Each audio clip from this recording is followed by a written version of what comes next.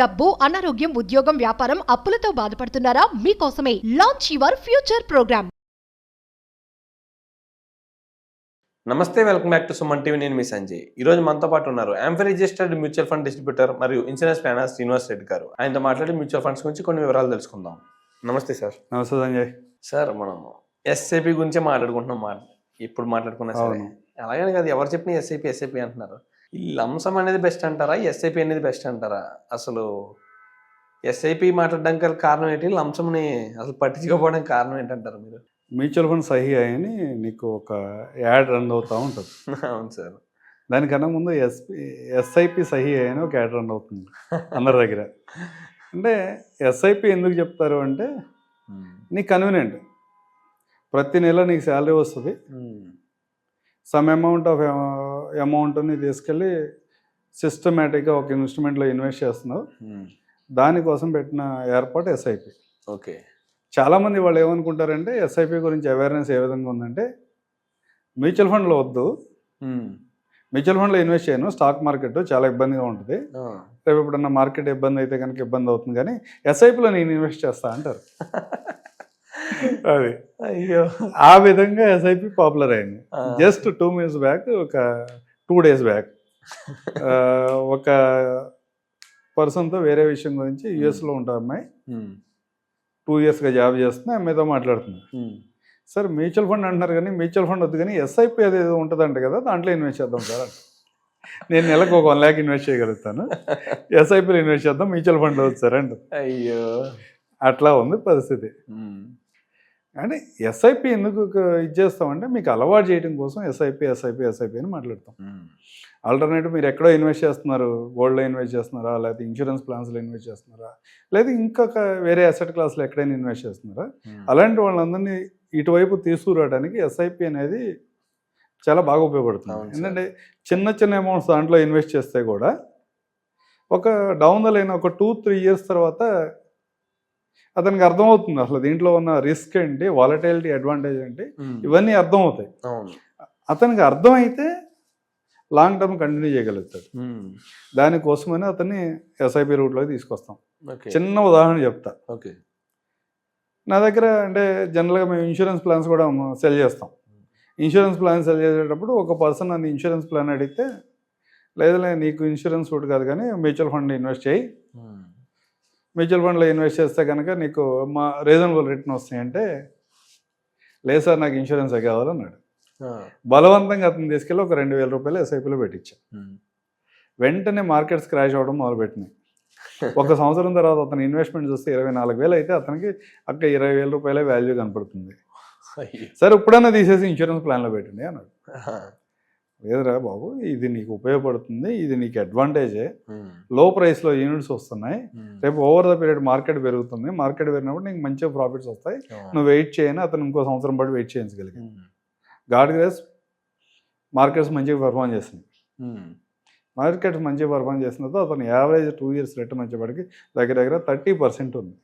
30% ఉంది average 2 years return వచ్చేది. 2,000 రూపాయలు ఎస్ఐపి చేయడానికి కొంచెం ఇబ్బంది పడిన పర్సన్ తర్వాత 40,000 రూపాయలు ఎస్ఐపి స్టార్ట్ చేశాడు. ఈరోజు కూడా కంటిన్యూ చేస్తున్నాడు. ఓకే. అంటే ముందు అలవాటు చేయాలి. అంటే మనకు సంబంధం లేని సబ్జెక్టు, అంటే మనకు సంబంధం లేదన్నా కానీ మనకు తెలియని సబ్జెక్టు, బయట సౌండ్స్ ఎలా ఉంటాయంటే మార్కెట్లో పెడితే మొత్తం లాస్ అయిపోతామన్న ఎన్విరాన్మెంట్ ఉంది. అలాంటి పరిస్థితుల్లో ఒక సామాన్య వ్యక్తిని అట్లాంటి అట్రాక్ట్ చేయాలంటే దానికి ఎస్ఐపి రూట్ మాత్రమే మార్గం. కానీ ఇది ఎలాగైపోయిందంటే ఎస్ఐపికి మ్యూచువల్ ఫండ్కి సంబంధం లేదన్నట్టు అయింది. నీ దగ్గర ఉన్న 10 లక్షలను 20 లక్షలను తీసుకొచ్చి మ్యూచువల్ ఫండ్లో పెట్టు అంటే డైరెక్ట్గా ఎవరు పెట్టరు. ఎంత మనం ఫైనాన్షియల్ ప్లానర్స్ లేదా మ్యూచువల్ ఫండ్ డిస్ట్రిబ్యూటర్ లేకపోతే ఇంకోటి అని మనం ప్రొజెక్ట్ చేసుకున్నా అతనికి కూడా ఒక ఆలోచన ఉంటుంది. అతను హార్డ్ ఎర్న్ మనీ, అతను కొన్ని భయాలు ఉంటాయి, వాటిని భయాలను వాళ్ళందరూ వాళ్ళు పోగొట్టుకున్నప్పుడు మాత్రమే మన దగ్గర ఇన్వెస్ట్ మనం చెప్పింది వినగలుగుతారు. ఆ రూట్లో మాట్లాడినప్పుడు వాళ్ళకి అలవాటు చేయడం కోసం ఎస్ఐపి. కానీ లాంగ్ టర్మ్లో వెల్త్ క్రియేట్ చేయాలి. అవును సార్. 15 years 20 yearsలో నాకు 10 కోట్లు కావాలి, 100 crores కావాలి, లేకపోతే 1000 crores కావాలి 30-40 yearsలో అనుకునే వాళ్ళకి ఎస్ఐపితో పాటు లంసమ్ కూడా ఇన్వెస్ట్ చేయాల్సిందే. ఎస్ఐపి మంత్లీ ఇన్వెస్ట్ చేసుకుంటూ వెళ్తే ఒక 10,000 ఇన్వెస్ట్ చేస్తే ఈ రానికి ఎంత ఇన్వెస్ట్ చేస్తావు? ఒక 1,20,000 ఇన్వెస్ట్ చేయగలుగుతావు, అంతే కదా. అదే లక్ష రూపాయలు నీ దగ్గర ఉన్నప్పుడల్లా లక్ష దాంట్లో డిపాజిట్ చేసుకుంటూ వెళ్తే నీకు ఎస్ఐపికి యాడ్ అవ్వకుండా వస్తే చాలా వాల్యూ పెరుగుతుంది. ఉదాహరణకి ఇంతకుముందు కొన్ని వీడియోస్లో మనం మాట్లాడినప్పుడు మిడ్, స్మాల్, ఫ్లెక్సీ క్యాప్ గురించి యావరేజ్ రిటర్న్స్ మాట్లాడుకున్నాం. యావరేజ్ రిటర్న్ ఎంత ఉంది? 17% ఉంది. ఒక 10 లక్షల రూపాయలని కనుక నువ్వు ఒక 15 సంవత్సరాల పాటు ఒక 10 లక్షల రూపాయలు యావరేజ్ ఒక ఫండ్లో ఇన్వెస్ట్ చేసి 17% సిఏజీఆర్ రిటర్న్ కనుక వర్కౌట్ అయితే 15 years తర్వాత నీ 10 లక్షలు 1 crore పైన ఉంటుంది. 15 years తర్వాత 1 crore పైన ఉంటుంది. మేము ఇచ్చే ప్రొజెక్షన్ 54 లక్షలు. మేము ఎవరు కూడా లంసమ్ ఎవరైతే ఇన్వెస్ట్ చేస్తామంటారో ఏ మ్యూచువల్ ఫండ్ అడ్వైజర్ కానీ లేకపోతే ఫైనాన్షియల్ ప్లానర్ కానీ మీకు ఇచ్చే ప్రొజెక్షన్ 12% మాత్రమే, అంతకంటే ఎక్కువ ఎవరు ఇవ్వట్లేదు. కానీ యాక్చువల్ రిటర్న్స్ ఎలా ఉన్నాయంటే 19% నుంచి 25% మధ్యలో ఉన్నాయి. యావరేజ్ రిటర్న్ 19 ఉంది, హయ్యర్ సైడ్ 25% ఉంది, లోయర్ సైడ్ 17% ఉంది. అంటే మీ 10 లక్షల వాల్యూ 1 కోటి నుంచి 3 కోట్లు అవడానికి అవకాశం ఉంది. కానీ మనం ఇస్తున్న ప్రొజెక్షన్ 54 లక్షలు మాత్రమే. కానీ లంసమ్స్ ఇన్వెస్ట్ చేస్తే మీ ఎస్ఐపితో పాటు కనుక లంసమ్ ఇన్వెస్ట్ చేసుకుంటూ వెళ్తే మీ గోల్స్ని త్వరగా రీచ్ అవ్వగలుగుతారు. దీంట్లో చిన్న ఉదాహరణ చెప్తాను. 15 అనుకుంటాం మనం. 15,000 15 సంవత్సరాల్లో 15% రిటర్న్ అనుకుంటాం. 1 crore రీచ్ అవుతాము నెక్స్ట్ 15 years తర్వాత అనే కాన్సెప్ట్ గురించి మాట్లాడతాం. దాంట్లో కనుక ఒక 10 లక్షల లంసమ్ యాడ్ చేస్తే ఇనీషియల్ స్టేజ్లో కనుక నువ్వు ఒక 10 లక్షల లంసమ్ పెట్టి నువ్వు 15 years తర్వాత 1 crore ఎర్న్ చేయాలనుకుంటే కనుక నీకు మంత్లీ ఒక 1,000 రూపాయలు ఎస్ఐపి చేస్తే సరిపోతుంది. మంత్లీ ఒక 1,000 రూపాయలు ఎస్ఐపి చేస్తేనే సరిపోతుంది. స్టార్టింగ్ లో ఒక 10 లక్షలు పెట్టగలిగితే 10 లక్షలు పెట్టగలిగితే 1 కోటి రూపాయలు 15 years వచ్చేస్తుంది. 15 years లో 1 కోటి రూపాయలు వచ్చింది. అది 12% రిటర్న్స్ లో 15%. 12% అయితే 8,000 ఇన్వెస్ట్ చేయాలి. 12% అయితే 8,000 దాకా ఇన్వెస్ట్ చేయాలి. 15% అయితే జస్ట్ 1,000 రూపీస్ ఇన్వెస్ట్ చేస్తే సరిపోతుంది. కేవలం 3% చేంజ్లోనే అంత డిఫరెన్స్ ఎలా వచ్చింది? అంటే 15% అంటే ఓన్లీ 1,000 అన్నారు.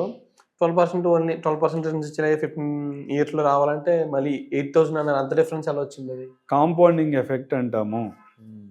కాంపౌండింగ్ 15 years కాంపౌండింగ్ జరుగుతూ ఉంటే జస్ట్ 1%లో కూడా హ్యూజ్ వేరియేషన్ కనబడుతూ ఉంటుంది. దానివల్ల అలాంటి డిఫరెన్సెస్ వస్తాయి. కాంపౌండింగ్ ఎఫెక్ట్ అనేది మనకు తెలియదు. ఇప్పుడు జనరల్గా కాంపౌండింగ్ ఏంటంటే డైలీ ఫైనాన్స్ చేస్తారు, 1,00,000 రూపాయలు ఇస్తాడు, రేపటికి 1,10,000 అవుతుంది, రేపు 1,10,000 ఇస్తాడు, 1,10,000 మీద రిటర్న్ వస్తుంది కదా. ఇది కూడా అలాంటి ఎఫెక్ట్ జరుగుతూ ఉంటుంది. అందువల్ల నీకు అంత గ్యాప్ వస్తుంది అన్నమాట. ఇదే ఈక్వేషన్ మనకున్న అప్పుల్లో కూడా వర్తించింది.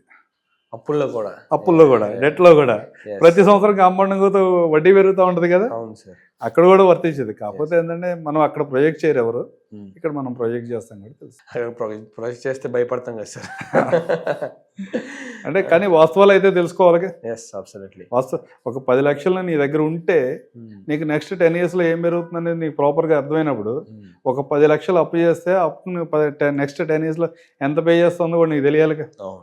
తెలియకపోతే మళ్ళీ ప్రాబ్లం. ఎందుకంటే ఎట్లాంటి ప్రాబ్లమ్స్ వస్తాయంటే ఎవరో నాబట్టి వాళ్ళు కాల్ చేసి అన్న నీకు 7%కి లోన్ అప్రూవల్ అయింది తీసేసుకో అంటాడు.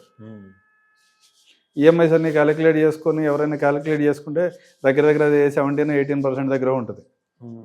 నీ క్యాలిక్యులేట్ చేయడం రాలేదు అనుకో, లేకపోతే నువ్వు ఎవరిని అడగకుండా వాడు ఏదో చెప్పాడు నమ్మావు, నువ్వు అట్రాక్ట్ అయ్యి వెళ్ళిపోయావు అనుకో, ఆ బేస్గా 17% కట్టాల్సి వస్తుంది.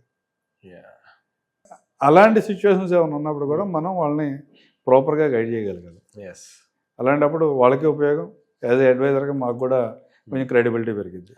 Thank you sir. Thank you very much. Thank you Sanjay.